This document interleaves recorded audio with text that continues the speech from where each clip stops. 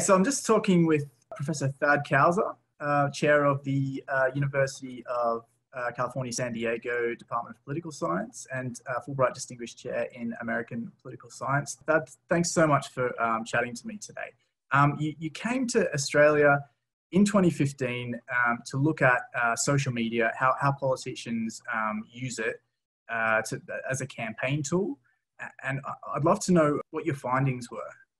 Yeah, so in 2015, Australian politicians were still really ahead of the curve relative to many politicians in the rest of the world in using Twitter. So when you went on the Parliament's website and looked up each member, you got their address, their phone number, and their Twitter handle. So it was already a primary way in which politicians talked to someone. But I think at that time, and I did both quantitative analysis using machine learning techniques to take how humans had research assistants had coded tweets and then apply them to every tweet made by every parliamentarian in Australia up to that time. But I also got the chance to talk to a lot of members of parliament and also some state legislators about how they used it. And at that time, they were thinking about this is one way to talk to voters, but also ways to talk to the Canberra community, to talk to reporters.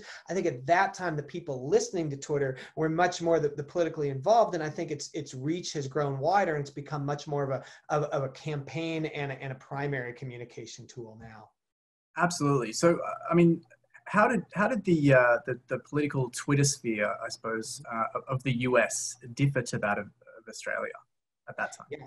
So in the United States, when I came back from Australia, it was just at the beginning of this time of Twitter kind of taking over our politics. Right. So this was the summer of 2015. I came back and a grad student I worked with said, hey, we should download all of Donald Trump's tweets before his candidacy flames out. And so we started tracking and pulling all of his tweets, all the tweets of all the candidates and all their super PACs.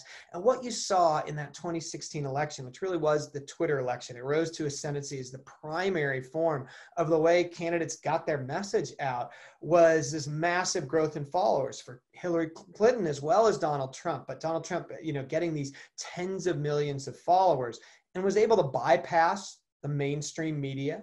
So it became a way in the United States for politicians to talk straight directly to voters, not talking to journalists who would then pass along their message.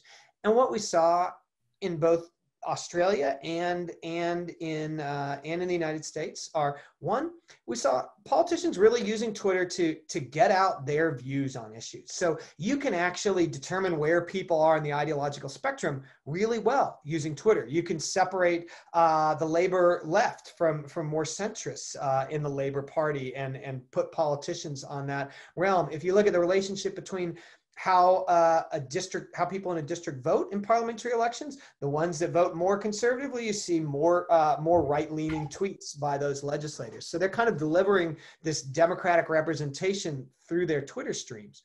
Just like in the United States, you see Democrats over here, Republicans over here, whether you're looking at the presidential level or at state legislators that I've looked at as well. And in both cases, you also see politicians changing their message given the different timings of the electoral systems. So campaign season leads to a different strategy in tweeting in both the United States and in Australia. Yeah, so you actually noted that during campaigns, politicians tend to shy away from ideological tweeting. Did you find that was the case in the US also? No, so in Australia, part of the idea here, and we heard this talking to politicians, is that they can't tweeting about political issues is both an important strategy, but it's also a risky strategy, right? You're going to make some people love you and alienate others. Whereas if you're talking about, your everyday experiences, where you're eating, what traffic you're stuck in, which footy team you're barracking for, all those things like those get you those connect you to both labor and liberal voters, Democrats and Republicans in the United States. The one thing that was different is we saw in Australia during election season, once a general election was called, we saw those politicians, when they did tweet about politics, tweeting much more in their traditional ways, right? Labor on the left, liberal on the right, green way to the left. So they were tweeting to their base during campaigns.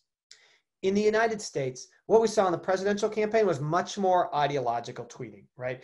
Donald Trump, especially on the issues like healthcare and immigration, in which he took really strongly conservative issues, he was talking a lot about those.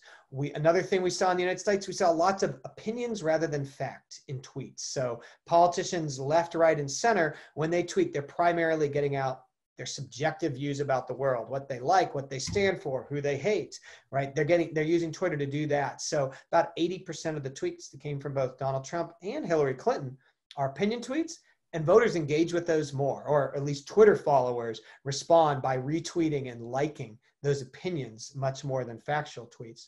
And then finally, in the United States, what we saw during the general election was in 2016 was a really interesting thing. So in the United States, we have, remember, both a primary where everyone has to get voters to nominate them, and then a general election. And the general political conventional wisdom is, after you lock down the primary, after you lock down the party's nomination, you move to the center.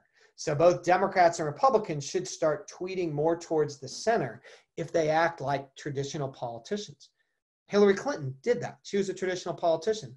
Donald Trump, shockingly, also did that. He started tweeting more and more about some of the issues that he was centrist on, and his overall tweet stream converged towards the center as we moved towards November. But then as we got right towards the election, the last 3 or 4 weeks of the campaign, both Donald Trump and Hillary Clinton both then tweeted back towards the extremes, towards their party's base, just like Australian politicians did when a general election was called.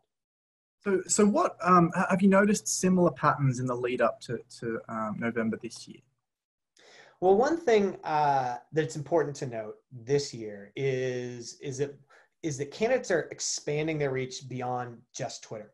So in fact, I just went today, if you go to Donald Trump's Twitter feed, it has a link up top in his bio to his Instagram feed. Right? So they're diversifying the repertoire. And part of this may be because Twitter has been starting to take action against, to either ban or put political labels on what they consider to be misleading and inaccurate political information. And they've hit the president on that. Facebook hasn't, and so I'll be interested to look at whether there's been a shift towards Facebook among Republican candidates.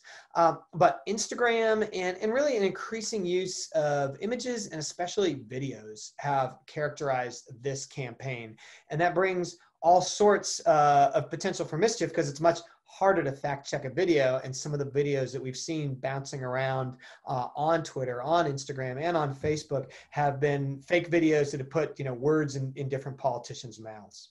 Mm.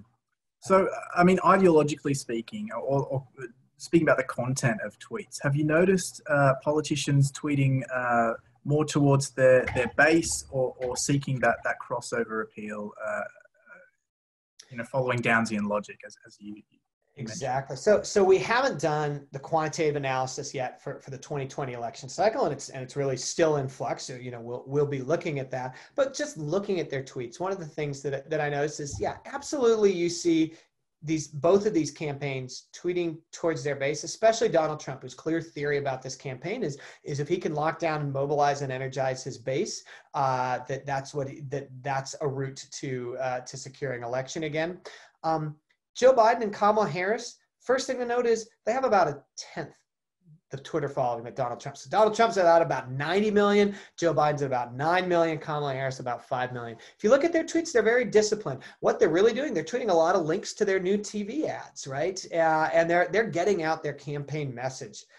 Whereas Donald Trump, as we've seen him throughout his presidency, he's kind of all over the place. It's a bit stream of consciousness. So it's more authentic. You get a clear sense of who he is, and those Twitter users who want to get that subjective sort of close picture of who a candidate is may be responding to that. But he is retweeting things from all over the place. I was just looking today. He retweeted from someone attacking Nancy Pelosi for getting her haircut, and that the Twitter handle on that was cat turd. So you have the president of the United States retweeting cat turd. And this, the people who love him love that, and the people who hate him hate that right now in American politics.